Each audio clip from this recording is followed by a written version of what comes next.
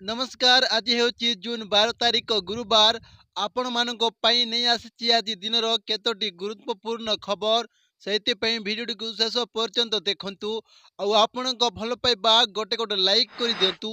ता सहित आम चैनल को न आसचंती ताहेले चैनल को सब्सक्राइब करी पाखर आस्थिबा बेल आइकन को ऑन करंतु। प्रथम खबर सरकार बड़ घोषणा आउ 40,000 नियुक्ति। केंद्र में मोदी सरकार तृतीय पाळीर प्रथम वर्ष एवं राज्य भाजपा सरकार प्रथम वर्षर उपलब्धि बखाणी मुख्यमंत्री मोहन चरण माझी। वर्षकर सफल यात्रा रे लोकों आशा पूर्ण करिछु बोली मंगलवार खबरदाता सम्मेलन में मुख्यमंत्री प्रकाश करिसेंती। एपरिकी एक वर्ष भितर उभय केंद्र एवं राज्य सरकार लोक कौन सब करिसेंती से नहीं गोटी गोटी करी हिसाब देइचंती मुख्यमंत्री मोहन चरण माझी। ଏହି ଅବସରରେ ମୁଖ୍ୟମନ୍ତ୍ରୀ କହିଛନ୍ତି 5 ବର୍ଷରେ 1,50,000 କାଲି ପଦବୀ ପୂରଣ କରିବାକୁ ନିଷ୍ପତ୍ତି ନେଇଛନ୍ତି। ବର୍ଷକର ଭିତରେ ସ୍ୱଚ୍ଛତାର 128,000 ପଦବୀ ପୂରଣ ହୋଇଛି। ଚଳିତ ଆର୍ଥିକ ବର୍ଷରେ ଆଉ 40,000 ନିଯୁକ୍ତି ଦେବୁ। ଉତ୍କଳ ଓଡ଼ିଶାରେ 17 ଲକ୍ଷ ପୁଞ୍ଜି ନିବେଶର ଇଣ୍ଟେଣ୍ଟ ଆସିଥିଲା। ଆମେ ତତ୍କ୍ଷଣାତ୍ 13 ଲକ୍ଷ କୋଟିରୁ MOU ସ୍ୱାକ୍ଷରିତ କରିଛୁ ବୋଲି ମୁଖ୍ୟମନ୍ତ୍ରୀ କହିଛନ୍ତି। ପରବର୍ତ୍ତୀ ଖବର ଧାନ କିଣାକୁ ନେଇ ଆଉ ହେବ ନାହିଁ ସମସ୍ୟା। धान बिक्री चाषी मानकर किसी समस्या रही कि टोकन समस्या रही टार्गेट समस्यार इतिमध्य समाधान हो सारी बोली राज्य खाद्य जोगाण और खाउटी कल्याण मंत्री कृष्णचंद्र पात्र गतकाली संबलपुर गस्त कर जिला योजना बोर्ड बैठक में जोगदे धान किणा को नहीं आउ हेब नहीं समस्या बोली जोगाण मंत्री। से आहरी कहते संबलपुर जिले में चाषी टार्गेट समस्यार समाधान हो सारी बेले कौन चाषी टोकन समस्या रही जी टार्गेट दरकार से दिज्व आउ गोटे भी टोकन लाप्स हेब नहीं। जिला स्तरीय धान संग्रह कमिटी को पूर्ण क्षमता दि जाइए मंत्री सूचना देते। यह बैठक में संबलपुर जिलापाल विभिन्न विभाग अधिकारी माने उपस्थित रही। परवर्ती खबर एथर रजरे प्रबल बर्षिब दक्षिण पूर्व और तत्संलग्न पूर्व केंद्रीय बंगोपसागर उपर एक घूर्णबलय सृष्टि होइछि। धीरे धीरे यह घनीभूत हो आसंता 13 तारीख भितर लघुचाप क्षेत्र में परिणत होबार संभावना रही। सोमवार और मंगलवार पश्चिम ओडिशार विभिन्न स्थान में ताती 42 रु 43 डिग्री छुईबे बोली पाणीपाग विभाग पूर्व आकलन कर किंतु घूर्णबल प्रभाव जोगु ताती कमिब। सोमवार केवल संबलपुर को छाड़ी राज्य सबु स्थान में ताती 40 डिग्री तले रही। उपकूल ओडिशा रे तापमात्रा 35 रु 37 डिग्री भितर रहिबो बोली पाणीपाग विभाग आकलन करिछि। परवर्ती खबर 2036 36 योजना विकसित ओडिशा लगी प्रस्तुत विजन डॉक्यूमेंट। मोहन सरकार एक वर्ष पूर्ति अवसर में सुशासन और विकसित ओडिशा ऑफिसर को आह्वान देते मुख्यमंत्री। विकसित ओडिशा विकसित भारतर स्वप्न कौन रहिबो से नहीं प्रस्तुत होउछि विजन डॉक्यूमेंट। 2036 प्रमुख विभाग उपर फोकस करिसेंती सरकार। 36टी प्राथमिक कार्यक्रम को सरकार चिन्हट करिसेंती।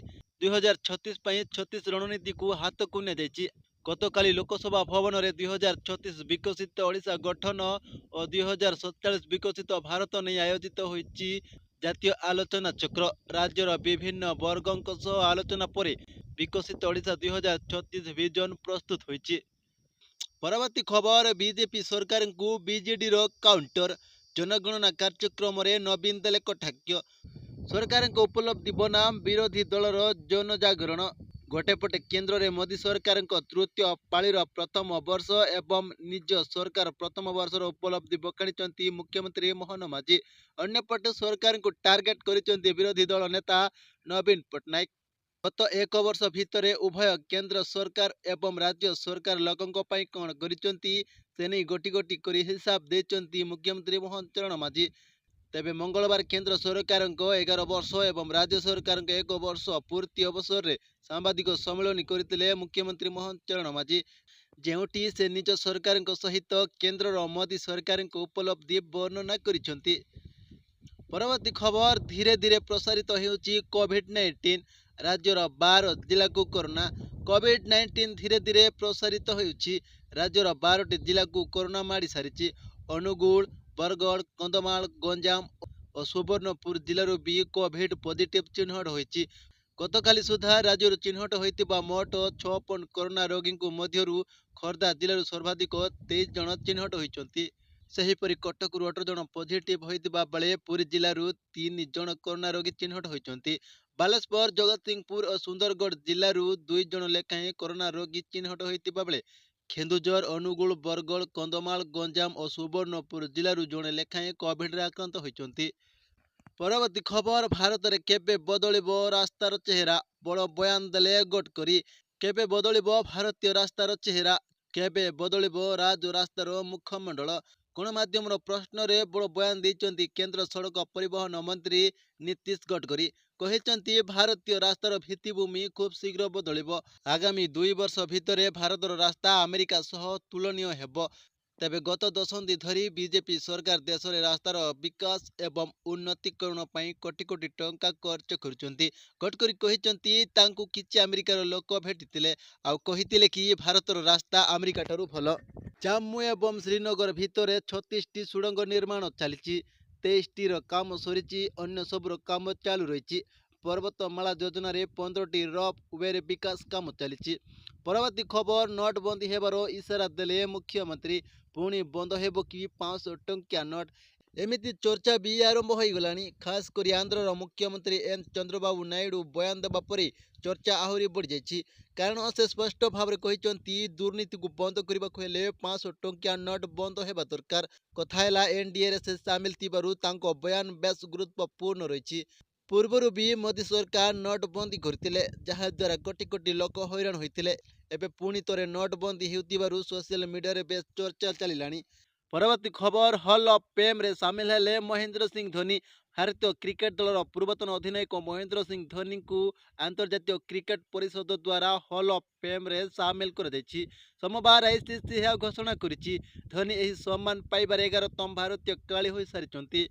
ଧୋନିଙ୍କ କ୍ୟାରିୟର ବିଷୟରେ ଆଇସିସି କହିଛନ୍ତି ଯେ 17,267 ଆନ୍ତର୍ଜାତୀୟ ରନ୍, 829ଟି ୱିକେଟ୍ ଏବଂ 538 ମ୍ୟାଚ୍। ଏହି ସଂଖ୍ୟା କେବଳ ତାଙ୍କର ପ୍ରତିଭା ନୁହେଁ, ବରଂ ତାଙ୍କର ସ୍ଥିରତା, ଫିଟନେସ୍ ଏବଂ ଦୀର୍ଘ କ୍ୟାରିୟର ପ୍ରମାଣ। ସେହି ସମୟରେ ଧୋନି ଏହି ସମ୍ମାନ ଉପରେ ପ୍ରତିକ୍ରିୟା ଦେଇ କହିଛନ୍ତି, ଆଇସିସି ହଲ୍ ଅଫ୍ ଫେମ୍ରେ ସ୍ଥାନ ପାଇବା ମୋ ପାଇଁ ଏକ ମହାନ ସମ୍ମାନ। ପରବର୍ତ୍ତୀ ଖବର, ପ୍ରଥମ ଥର ମନରେଗାରେ ଖର୍ଚ୍ଚ ଲିମିଟ୍ ସ୍ଥିର କଲେ କେନ୍ଦ୍ର ସରକାର।